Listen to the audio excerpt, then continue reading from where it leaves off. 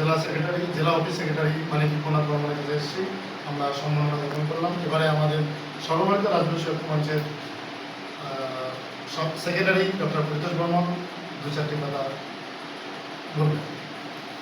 সবাইকে মোর হিয়া বড় ধন্যবাদ, নমস্কার।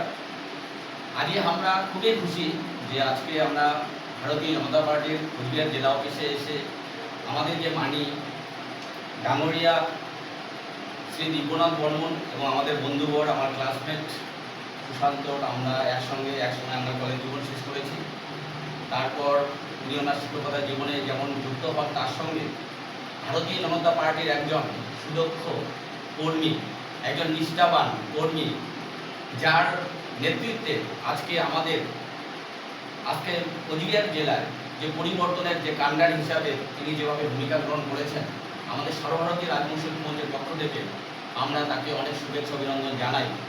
কারণ এই রাজ্য সরকারের যদি পরিবর্তন না ঘটত, আমাদের পশ্চিমবঙ্গ যারা কতদূর পিছিয়ে যেত সেটা আমরা কল্পনা করতে পারি না।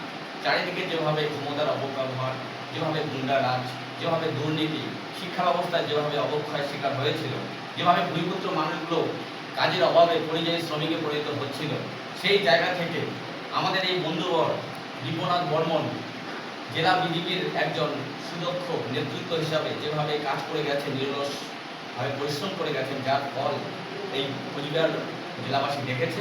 এবং গোটা রাজ্যে গেরুয়া ঝড় যেভাবে নতুন একটা বার্তা দিচ্ছে, চারিদিকে রাজনৈতিক সংস্কৃতির একটা পরিবর্তন হতে যাচ্ছে, একটা সুন্দর, একটা সুস্থ গণতান্ত্রিক পরিবেশ আমরা পাওয়া হচ্ছি বা পাবো।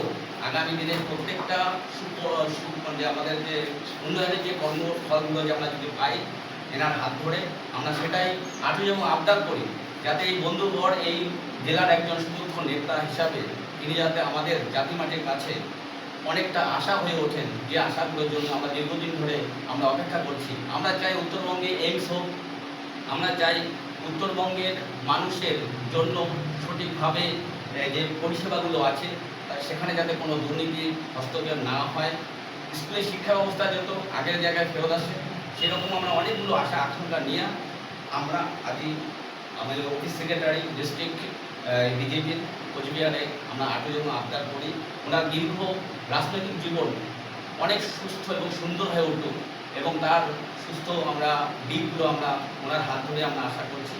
এইটুকু আশা রেখে সর্বভারতীয় রাজবংশী মঞ্চের পক্ষ থেকে ওনাকে আরও অনেক অনেক শুভেচ্ছা, শুভকামনা থাকলো।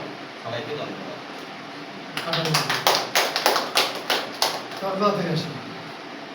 আচ্ছা কিছু